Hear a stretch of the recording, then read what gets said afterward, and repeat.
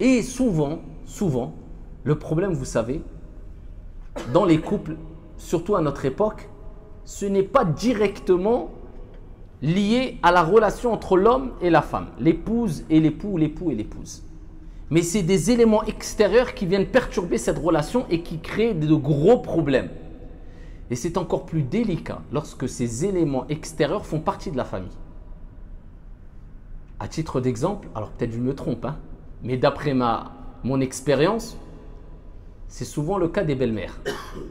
Les beaux-pères, Msakin, quand ils sont âgés, tu ne les entends pas parler. Ils se sont défoulés toute leur vie, à la fin, tu n'entends plus. Tu dis, lui, driwish, Mskin, il est driyef, il ne rentre pas dans les problèmes. Il n'y a pas de problème avec le. Wallah, et son père, j'ai pas de problème. Ça, c'est la parole, soit de la femme ou du. C'est la mère. Souvent. Alors, je ne veux pas remettre la faute toujours sur les mères. Hein. La belle-mère, ça peut être du côté du mari ou de la femme. Mais souvent, subhanallah, c'est le cas de la belle-mère. Alors, là, je dis ici, et j'appelle les couples, l'homme comme la femme, à agir avec, encore, la règle d'or. C'est 3 points à respecter. Le dialogue, le respect et la maturité. On prend un exemple. Le mari est marié avec une femme, un gros conflit entre l'épouse, parce que c'est le cas le plus général, l'épouse et la mère du mari, la belle-mère. Ça, c'est, je pense, 90% des cas qu'on a. Souvent, c'est ce cas-là, avec la belle-mère. Pourquoi? Parce que déjà, il y a le fait que, comme je vous ai dit précédemment, la mère est souvent protectrice. Et la mère est un peu jalouse. Elle a éduqué son fils, il y a une relation très forte entre la mère et le fils. Et quand elle voit une femme venir et rentrer dans la vie de son fils, il y a ce côté qui peut venir de jalousie et protecteur qui va prendre le dessus et qui va pousser quelquefois la mère à même quelquefois être peut-être injuste et inéquitable. En reprochant des choses à la fille, à l'épouse de son fils, alors que ce n'est pas vrai. Ou alors en étant un peu trop stricte, ou en étant un peu trop protectrice au niveau de son fils, ou en reprochant des choses à la fille, ça peut arriver.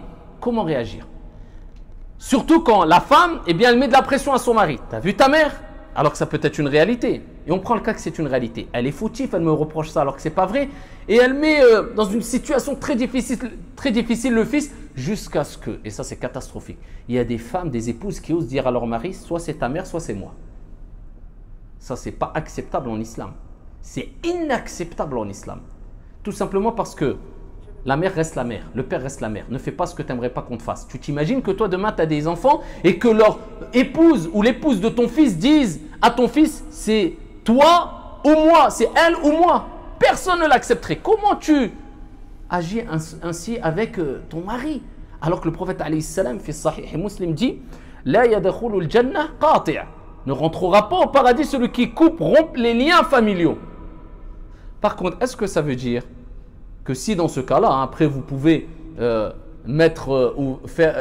reproduire la même situation du côté de l'épouse ou de l'époux, peu importe, ça peut venir du côté le problème de l'épouse ou de l'époux. Alors, est-ce qu'il est demandé au mari d'accepter ce genre de propos? Non. Mais est-ce qu'il est demandé au mari de dire « Ah non, moi je préfère ma mère que toi, je te divorce parce que tu as un conflit avec ma mère ». Non aussi, c'est de l'injustice. Mais il faut agir avec équité. Il faut agir avec maturité et avec dialogue et avec respect. Que cela doit venir du côté de l'époux et de l'épouse. L'épouse doit être compréhensible et le mari aussi. Le mari doit être au niveau de parler à son épouse en disant et en la rassurant. Je sais que sur cette chose-là, ma mère a tort. 100% tu es dans la vérité, je reconnais que c'est toi qui as dit vrai, mais pas devant la mère. Avec maturité, avec hikma, sagesse. Faire et dire ce qu'il faut au moment qu'il faut, de la manière qu'il faut, sans blesser la mère, en lui disant mais par contre, mets-toi à ma place, sois compréhensible. Il dit ça à son épouse, c'est ma mère. Donc je ne peux pas couper les liens. Donc devant elle, entre guillemets, on va essayer d'apaiser les choses. Mais je sais que tu as raison, et il rassure. Et l'épouse doit être compréhensible. Alhamdulillah. Mon mari a pris en considération que je suis ici, je ne suis pas en tort. Il me donne raison. Mais il m'a expliqué, c'est sa mère, je suis d'accord. Après, si au pire des cas, on doit arriver à un stade où tu dis, toi, si tu veux prendre l'écart avec ma mère, et moi je vais essayer de voir du côté de ma mère pour lui dire aussi prendre l'écart avec toi, c'est une chose. Mais que le fils, eh bien, n'ait plus de contact avec la mère, on ne peut pas accepter. Ou bien que le mari, pareil, il impose cela à son épouse. Non, non, non. Tu choisis soit ton père, soit moi, ou soit ta mère, soit moi. C'est la même chose. On ne peut pas. Il faut réussir à satisfaire tout le monde sans briser de manière définitive une relation. Parce qu'on est dans le cadre familial, qu'on le veuille ou non. Et le prophète il dit La yadkhulul janna qati'.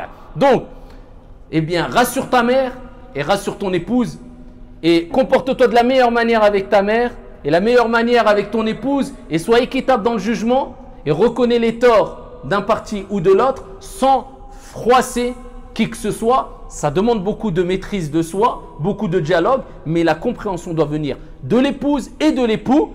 Et bien sûr, les beaux-parents doivent faire un grand effort quant à ces questions-là. Ils sont mariés, il faut leur faire confiance, il ne faut pas provoquer un divorce. Parce que des parents, quelquefois, provoquent des divorces. Et ça, c'est catastrophique. Et je ne dis pas par la cause de cela, on rompt les liens avec nos parents, mais ça, c'est un message aux parents. Il faut faire très attention à ne pas s'immiscer à tel point que ça crée des divorces. Même si vous n'êtes pas d'accord avec certaines choses, khlas, c'est quoi qui prime? Eh bien, qu'ils préservent leur couple. Eh bien, khlas, laissez-les préserver leur couple et patienter. Et invoquer Allah tabaraka wa ta'ala afin qu'il facilite les choses.